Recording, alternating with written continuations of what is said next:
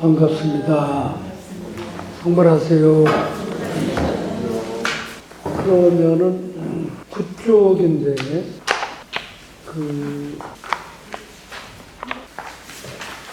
그러니까 이제 혜령이 5조 홍인대사의 방에 전 시간에 불려가게 되는데 혜령이 방화를 찍고 있는데 그 5조 홍인대사가 와서 방화는 잘 뛰었느냐 그러니까 방화는 잘 뛰었는데 아직 치지를 못했습니다. 그러니까 그 5조 스님께서 방화를 3번 찍고 3번 주장자를 방화를 3번 딱딱 때리고 뒷짐을 짓고 물러가신 거라. 그런데 이제 영리한 혜령은 주정자로 3번 방화를 쳤으니까 오늘 밤 3경에 뒷짐을 짓고 가실 때 뒷문으로 들어오는 뜻이구나. 그래서 이제 혜령이 밤 3경에 뒷문으로 가니까 5조 홍인대사가 문을 열어서 방 안에 들어갔는데 다른 사람이 볼까봐 두려워서 이 대가사를 가지고 이 방문을 가려서 아무도 모르게 이렇게 이제 그 5조 스님께서 6조 혜령에게 법을 전수하는 과정입니다. 3경에 법을 받으니 아무도 아는 사람이 없다. 이에 돈교와 의발을 전하시면서 이르시기를 이제 너를 제6대조로 삼으니 잘 헌정하고 널리 중생을 제도하여 장차 오는 세상에 유폭케 하여 끊임이 없게 하라. 내게 내 개성을 들어라 하고 이제 이거는 혜령에게 홍인대사가 이제 개성을 읊어준 겁니다. 유종 내 하종하니 인지의 과환생이로다. 무종 개무종이니 무종이라 무성영 무생이로다. 그러니까 이제 유종이 와서 종자를 심으니 인지의 도리의 결과가 생긴다. 무성은 이미 종자가 없으니 성품도 남도 없느니라. 이런 뜻입니다. 그러니까 이제 우리가 보면 유종이 있고 무종이 있잖아요. 그렇죠? 유종은 생각이 있고 또 정식이 있으니까 살아서 움직이는 모든 것을 유종이라고 하고 무종은 바위나 돌, 나무 이렇게 그 정식이 없는 것을 무종이라고 하는 것입니다. 한글 무술을 바꿔야지. 무종은 유종이 와서 종자를 심었다.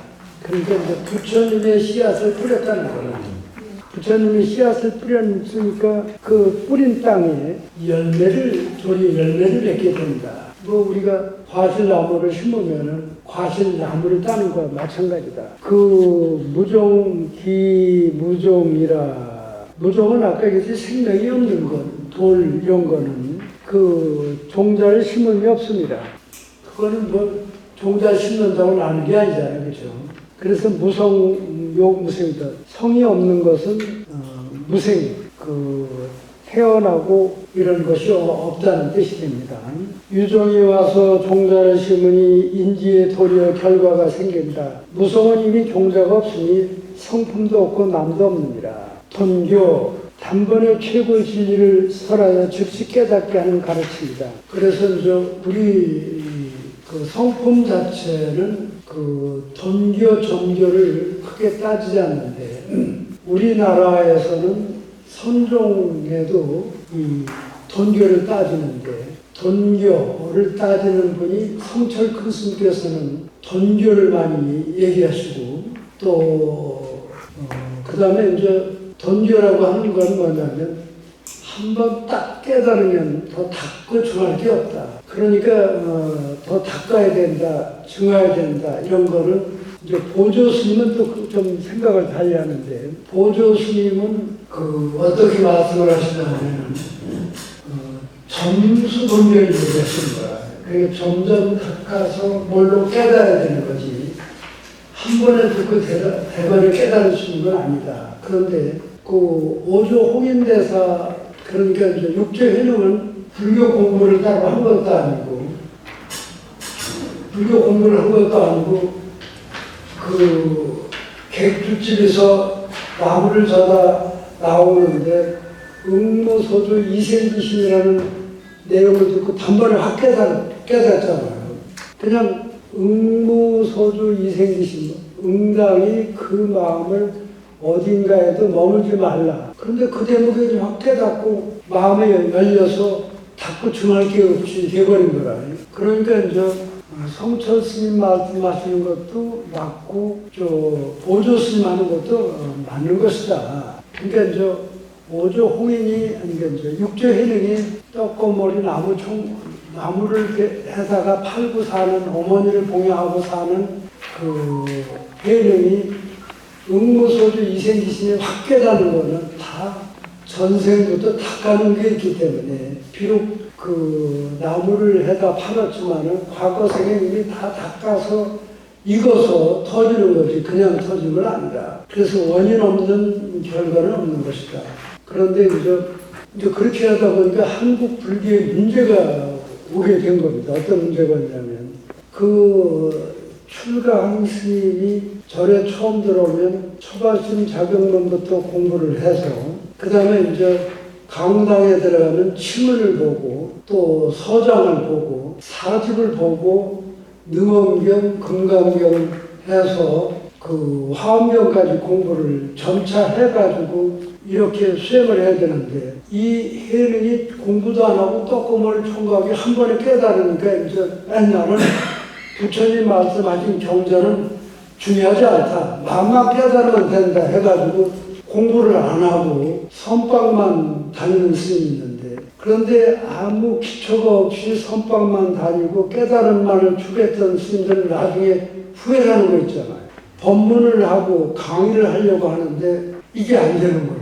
기초가 없기 때문에. 그래서 한국 불교의 큰 하나의 병폐라고도 하는 거는, 마음만 깨달으면 됐지 우리가 경장, 율장, 논장을 공부할 필요가 없다고 주장하는 분이 있는데, 그런데 이제 또 깨닫고 난 다음에 오후 수행이라고 하고 보림이라고 해요. 보림 수행을 한다. 그런데 이제 보조 스님은 어떤 얘기를 했냐면, 마음을 깨닫다 하더라도 이제 마음을 깨닫고 보니까 이제 비유를 하면은 겨울에 얼음이 봄이 왔다고 한 번에 확 녹는 게 아니다. 봄이 와서 햇빛을 쪼여서 세월이 흘러서 얼음이 점차 녹아서 물이 되는 것처럼, 우리 수행이 깨달아 알았더라도 습관은 그냥 있다는 거라. 어떤 습이냐면은 이제 예를 들어 말하면 경허선사가 망공스님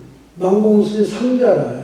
경허스님이 야, 오늘 우리 단천불사를 해야 되는데 가서 희주돈 좀 받자. 그래서 이제 그 스승하고 제자가 이제 집집마다 가서 연불을 외우면은 쌀도 좀 주고 뭐도 좀, 지금은 매달은 다 쌀을 조금씩 주니까 이제 그 쌀을 제법 한 도마쯤 짊어지니까 묵직한데, 마침 주막이 있는 거라. 주막이 있는데, 야, 망공 제자한테, 망공아, 저 주막에 가서 우리 단청 좀 하고 하자. 스님, 무슨 주막에 가서 단청을 합니까? 날 따라오면 안다, 임마.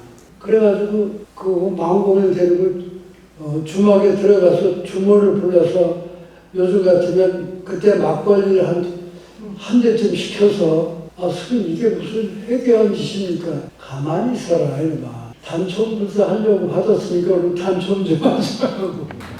그래가지고 막걸리를 몇 사발 들이키고 나니까 얼굴이 붉은죽죽한데, 야, 이제 내 얼굴에 단청이 잘 되었느냐고.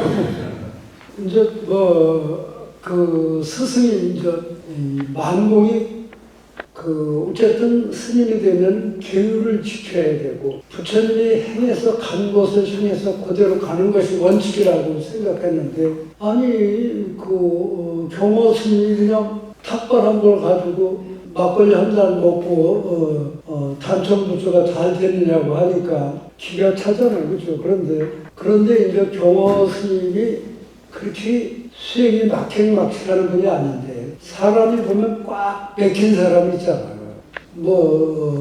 이제 절에서 기도하고 불금하고 또 착한 일 해야 되고 이렇게 어떤 근본 원칙만 논하는 사람 있잖아요. 그건 안 되는 거예요. 그 나쁜 짓이야 이렇게 막 얘기를 하는데 예를 들어 말하면 그 아들이 있는데 이제 어머니 마음에 명문대학교를 보내고 싶은 거라. 그래서 아들이 보니까 고등학교 다니는 아이가 그 예쁜 그 학생을 데리고 와서 친구라고 그러니까 이제 어머니가 되게 꾸짖은 거라. 이제 있는 데는 못하고, 야, 이놈아, 그래가지고 네가 대학에 가겠냐? 그래가지고 네가 의과대학교를 가겠냐? 다시는 그렇게 공부하는 놈이 여자 만나면 안 되고, 또 어디서 술을 먹고 그러냐? 술 먹으면 안 된다고 되게 야단을 치고 그랬는데, 이 학생이, 정말 어머니 말이 맞다. 내가 공부하는 학생이 여학생하고 만나고 또 친구들하고 술 먹고 내가 어떻게 대학을 가겠느냐. 그래서 어머니 말대로 공부를 열심히 해서 대학에 갔는데 대학에 가서도 술도 안 먹고 담배도 안 피우고 연애도 안 하는 거라. 야, 이놈아, 네가 지금 대학교 3학년이니까 이제 연애도 좀 하고 그러라.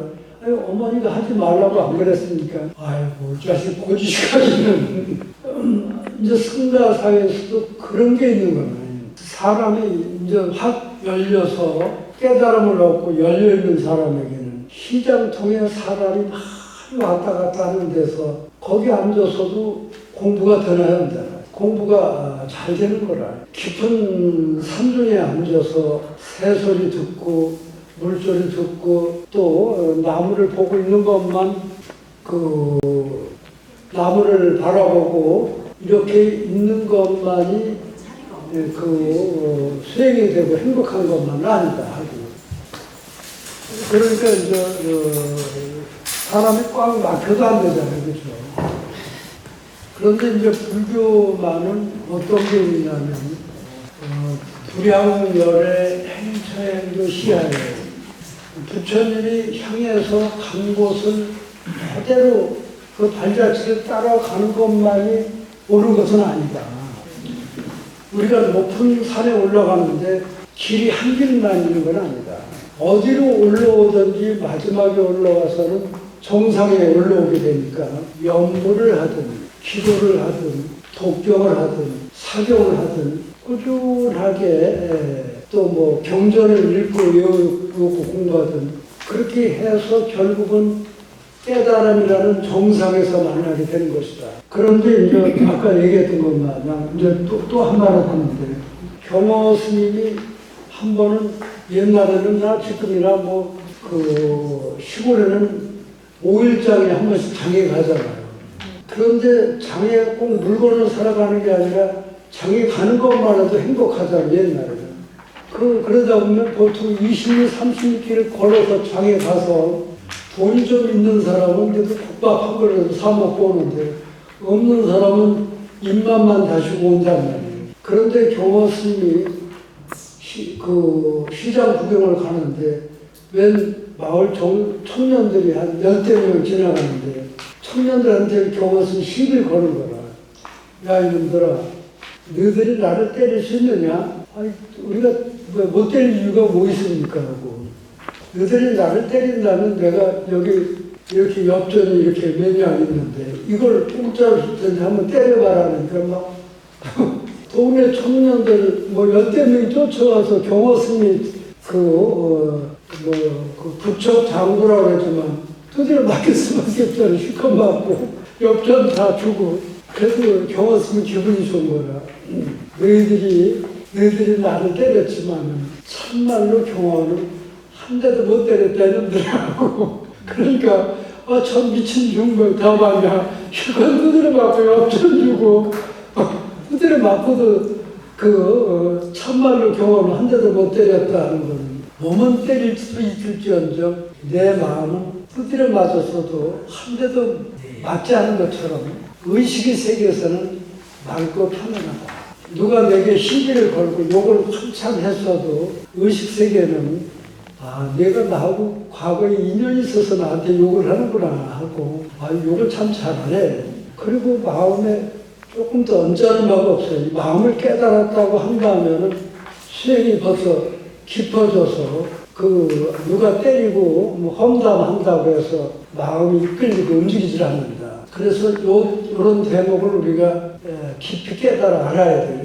그래서 보조 스님은 점수 도노를 얘기해서 점점 닦으면서 큰 깨달음을 얻고 자연이 된다는 거하고, 성철 스님께서 말씀하신 거는 먼저 그 해능대사 마냥 확 깨닫고 나서 그 안으로 보림을 해야 된다. 그러니까 이제 마음이 곧 부처다. 그 마음이 어째서 부처일까? 마음은 형체도 없고 다만 인지 능력만 있는데 그 마음만 깨달으면은 그 자연이 된다 하는데, 마음을 깨닫는 순간에 우리가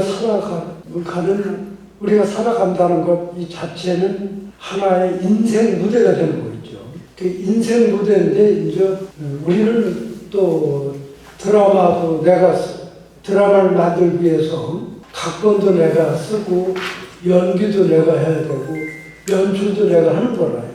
그래서 이제 공부를 많이 하고 수행을 하신 큰 스님께서 가실 때 사바세계를 무대로 연극을 한번 잘하고 간다. 우리는 지금 이 사바세계라는 무대에 이 배우가 돼서 올라와 있다가 이제 주연으로도 올라올 수 있고 엑스트라로 올라올 수 있는데, 일단 촬영이 끝나면 내려가야 돼, 안 내려가야 돼요? 내려가야 되잖아요. 그러니까 이제 주연은 더 오래 해야 되잖아요. 주연이 가버리면은 드라마가 끝나잖아요. 그죠? 그래서 우리가 보고 아름답고 우리가 보고 느끼고 우리가 보면서 온 세상 속에 사는데 우리는 주인공이잖아요. 그래서 때가 되면 우리는 주인공이라는 무대에서 이렇게 내려와야 되는데, 꼭 이렇게 연극을 하고 무대에 올라왔을 때만 행복한 것은 아니다. 안 그래도 무대에서 살려면은 이제 아까 드라마에 맞게끔 옷도 입어야 되고 자기 연기를 해야 되니까 자기에게 맞는 연기도 해야 되고, 그래서 뭐 우리나라는 대통령은 대통령의 연기를 해야 되고 국회의원은 국회의원의 연기를 해야 되고 농민들, 상인들 각자에 맞게끔 다 이렇게 따져서 연극을 한 다음에는 무대 뒤로 내려가야 되잖아요. 그죠? 그래서 부처님에게도 제자들이 물었어요.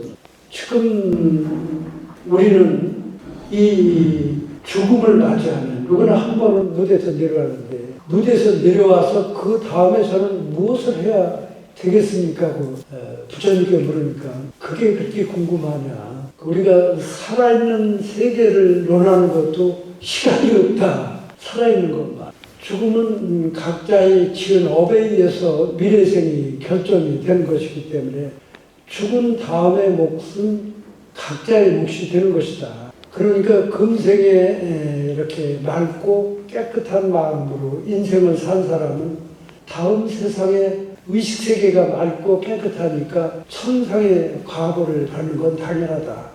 그 대신 이제 싸우기를 좋아하면 아수라 세계로 가게 되고, 또 항상 비굴하고 또 정도를 살지 못하는 사람들은 그 다음 생에 축생으로 가기가 쉽다는 거죠. 축생으로 가기 쉽다. 그래서 이제 각자의 얼굴을 보면은 얼굴 모습이 다 어떤 사람은 뭐 동물의 말을 닮은 사람이 있고, 어떤 사람은 개의 모습을 닮은 사람이 있고, 어떤 사람은 쥐의 모습을 닮은 사람이 있고, 뭐 어떤 특별한 모습이 다 좋은 건 아니지만 박정희 대통령 상호를 전문적으로 보는 사람이 쥐 있잖아요.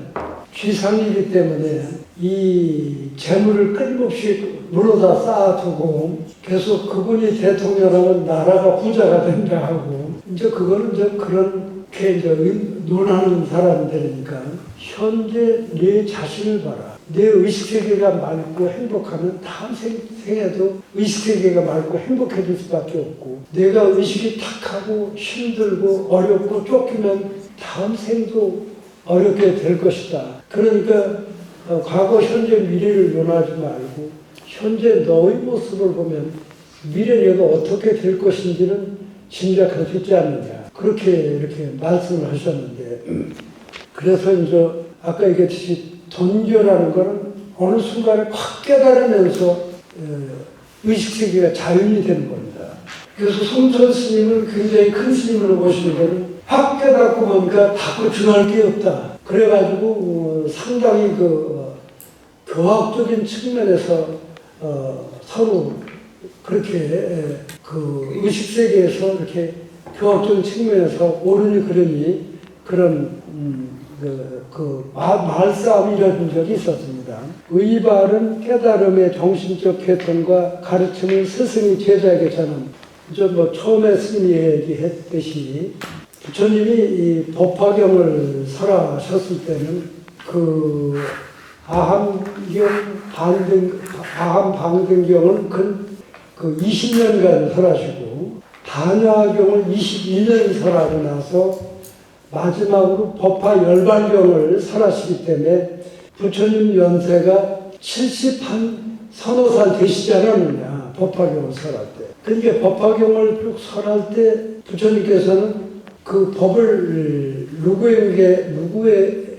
누구에게 전할까 하다가 그 법화경을 설하는 도중에 마침 바람이 불어서 꽃이 휘날리는데 떨어진 꽃 한 송이를 들어서 많은 대중에게 보이니까 그 당시에 부처님이 설하실 때는 1250명의 제자가 금강경을 설할 때나 법화 열반경을 설할 때 있었는데 그 많은 대중이 전부 침묵 속에 일관하고 오직 가섭이 얼굴에 이렇게 미소를 지은 거라.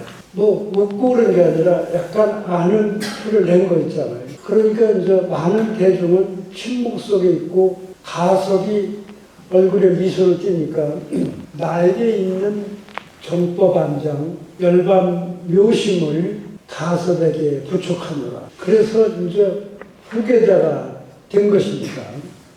그래서 그때 이제 부처님께서 그 증표로 가섭에게 부처님이 쓰시던 바르와 가사를 가섭에게 전한 겁니다. 가섭은 그 바르와 위바를 아란존자에게 전하고 아란존자는 상라화두 존자에게 전해서 인도의 27대 존자가 바냐다라 존자라. 바냐다라 존자의 제자는 달마대사라.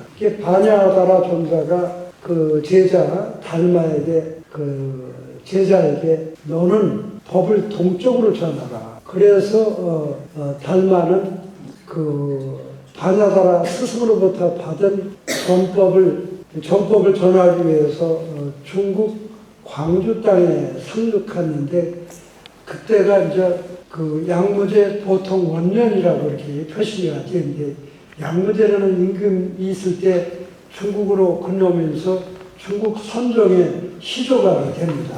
그래서 이제 달마는 그 법을 해가에게 전하고 해가는 승찬에게 전하고 승찬은 도신에게 전하고 도신은 홍인에게 전하고 홍인은 지금 해령에게 가사와 위바를 전하게 된 것입니다. 그래서 어쨌든 부처님의 법을 잘 보호하고 지켜서 널리 법을 전하라. 까지 오늘 강의를 마치겠습니다. 이해가 되신지 모르겠습니다.